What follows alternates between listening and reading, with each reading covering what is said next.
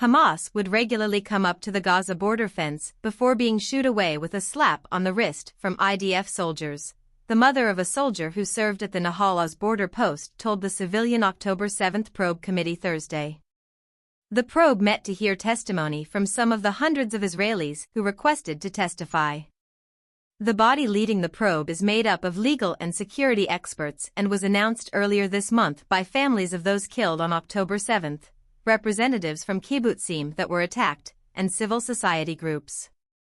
One of the primary goals of the committee is to instigate the foundation of a state probe, which has been shot down by Israel's political echelon. Nirit Baram, whose son Nida served as a commander at the Nahal Oz IDF outpost, testified before the committee, describing a visit to her son's base around a month before October 7. Suddenly, there was noise. The soldiers jumped into two Golani jeeps and drove out to the gate. Nida said, "Hamas is at the fence again. They are making a mess again." When I asked him what the soldiers were doing, his answer was, "They go there, wag their finger at them, and come back," she said. Baram told the probe that she asked her son if anyone, such as IDF higher-ups, were aware of the situation, and Nida told her that of course everyone knows, but they don't do anything about it. Nida's battalion commander told Baram that he had passed the information along, Baram added. On October 7, Nida and the 4 combat soldiers serving under him were the only ones in the sector, said Baram, adding that Nida, a sergeant, was left to manage things while his commanders were not there.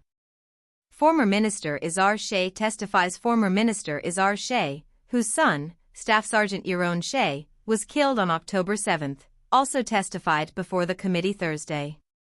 The soldiers on the Gaza border barely slept, they took endless missions on themselves, and they were given stupid missions that they shouldn't have had to deal with, like pulling weeds on the border, said Shea.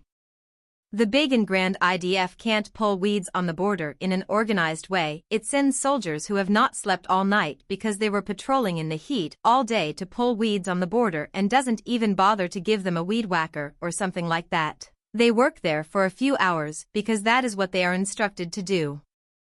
That is how the IDF prepared to guard the border between us and Gaza, and that is only one example.